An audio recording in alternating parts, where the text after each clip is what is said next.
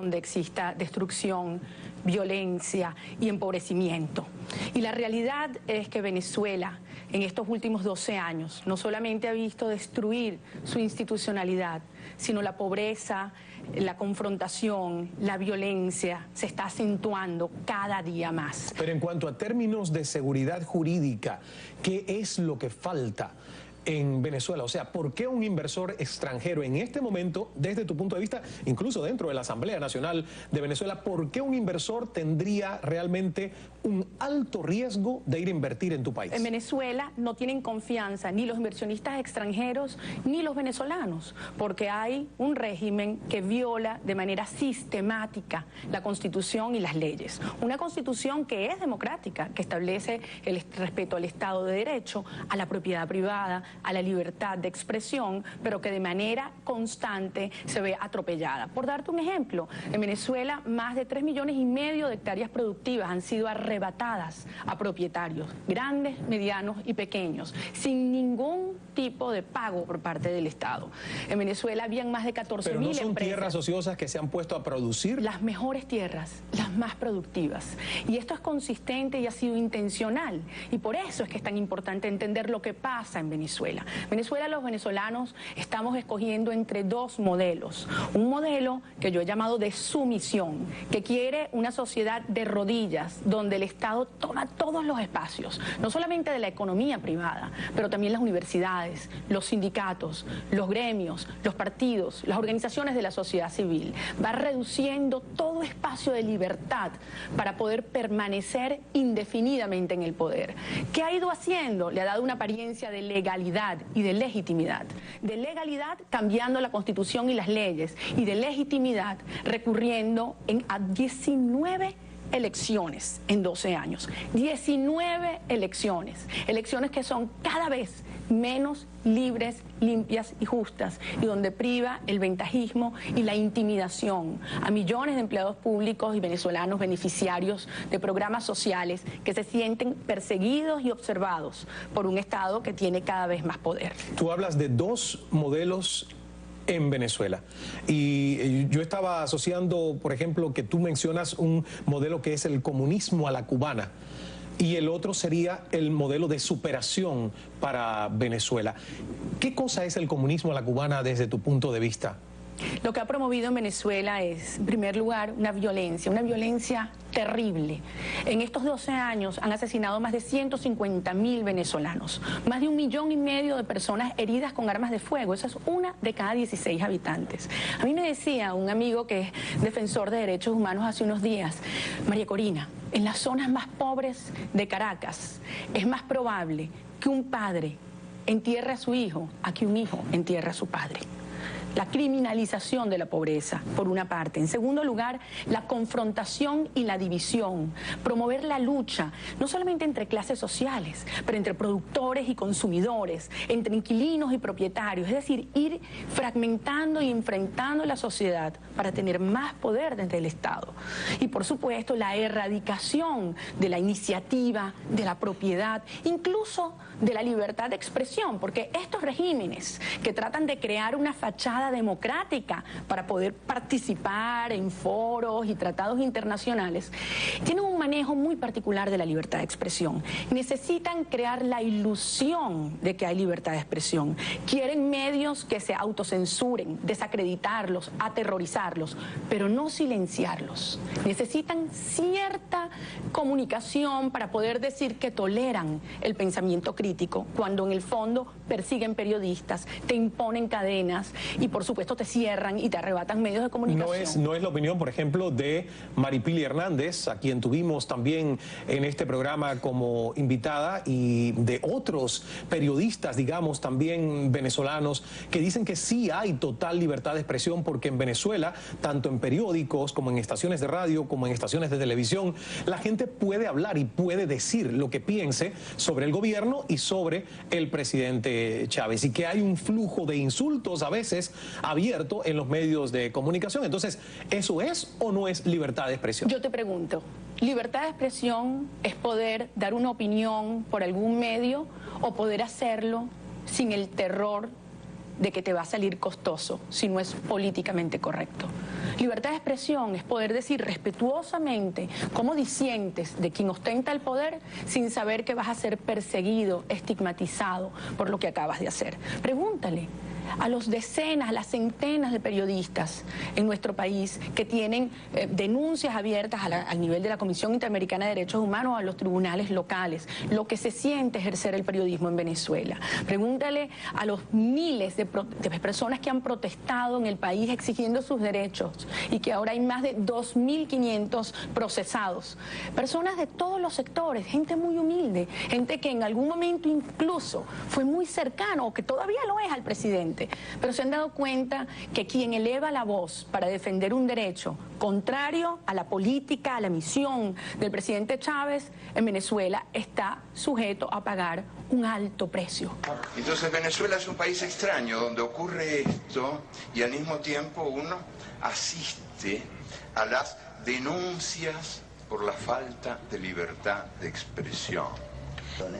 Uno enciende la televisión y en la pantalla de la televisión hay un señor que dice aquí no hay libertad de expresión, y uno enciende la radio y en la radio hay una voz que clama aquí no hay libertad de expresión, y uno abre el diario y hay un título enorme que dice en el diario aquí no hay libertad de expresión.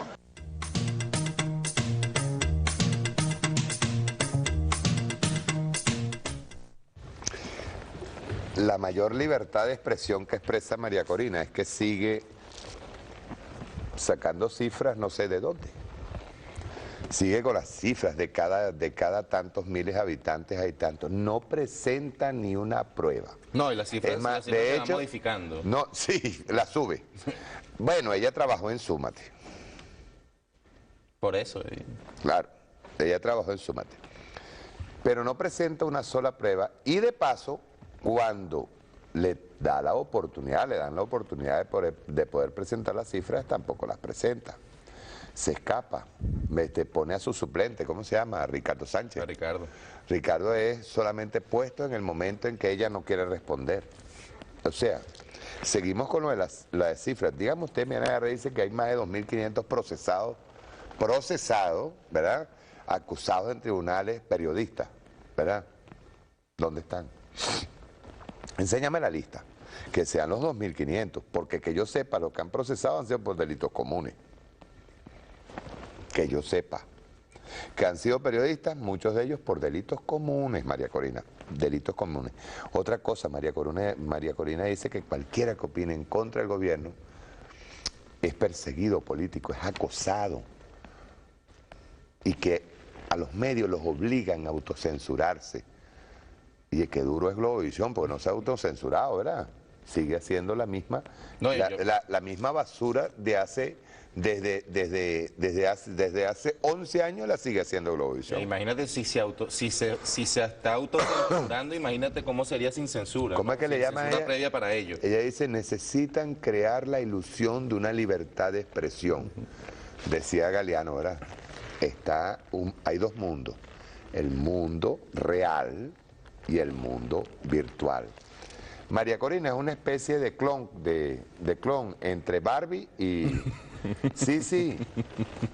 María Corina es un clon entre una Barbie y un mimadito. O sea, uno de aquellos bebés queridos que tú agarrabas y lo volteas así y lloran, entonces tú le pones el teterito, más o menos.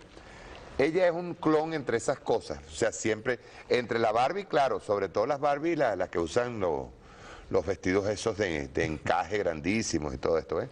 Y el niño, el bebé querido, porque a cada rato que llora, presenta, hay que meterle su teterito. Yo quiero hacerte una pregunta, María Corina. Tú agarras y dices que van 19 elecciones, ¿verdad? 19 elecciones van, ¿sí? Yo no he sacado la cuenta, pero como María Corina es tan mentiroso, uno no sabe si van 19. Pero bueno, vamos a darle crédito que van 19. Y ella dice que cada una de esas elecciones va más ilegítima, cada vez más es difícil ganar. Bueno, yo no sé, o sea, aquí está el mundo real y el mundo virtual. ¿Qué haces tú metida dentro de la asamblea? Porque a ti te eligieron, a no ser que tú hayas sido electa ilegítimamente. Digo yo. que esas son las preguntas que le faltan a Cala. Cala estaba más con lo de burguesito y todo esto, pero le falta esa pregunta. Porque habría que hacerle esa pregunta. A ver, María Corina, ¿y cómo es posible que si las elecciones son tan ilegítimas allá y las elecciones están manipuladas y todo, tú ganaste? Claro, y ganó con el mismo Consejo Nacional Electoral con el que ella atacó constantemente en Súmate. Desde Súmate. Sí. Entonces, habría que hacerle esa pregunta. Otra pregunta. Ella agarra y dice que este régimen viola la Constitución a cada rato.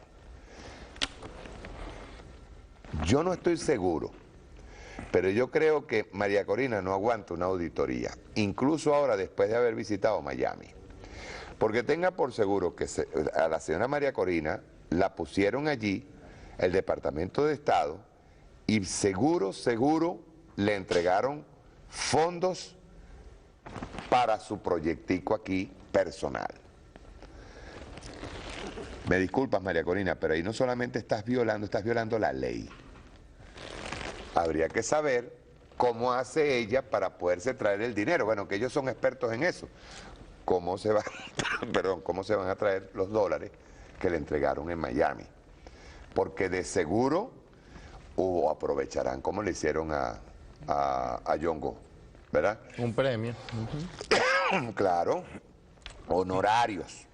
Esa es una forma de violar la ley, honorarios profesionales, ¿ves? Honorarios por ir a hacerle un foro, es decir, una explicación de cómo se puede ser fascista sin llegar a morir en el intento, ¿ves?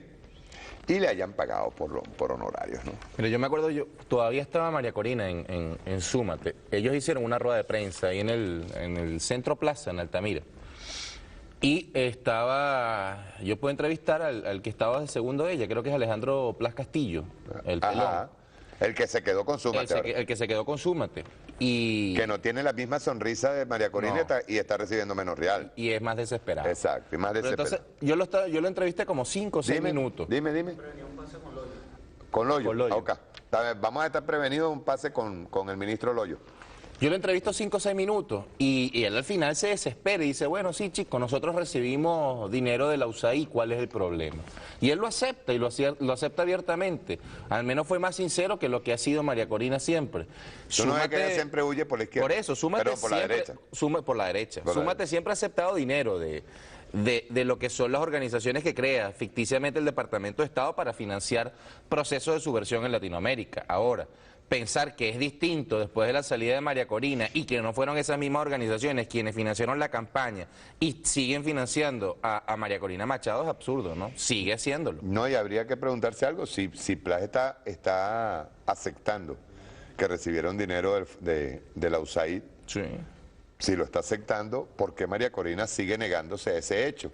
Porque ahorita, a no ser que no sea María Corina, si también haya sido un clon de María Corina, una Barbie igual, que se presentó en Miami a cobrar los honorarios, pero ese seguro, primero está financiado por el Departamento de Estado, creo que ahora está por cubierto, es algo muy típico en Norteamérica, que para financiar la candidatura de un individuo que quiere postularse a presidente de los Estados Unidos, inmediatamente cobran por el cubierto. Exacto.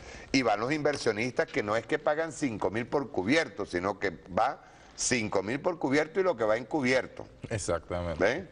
Lo que va encubierto aparte. Bien.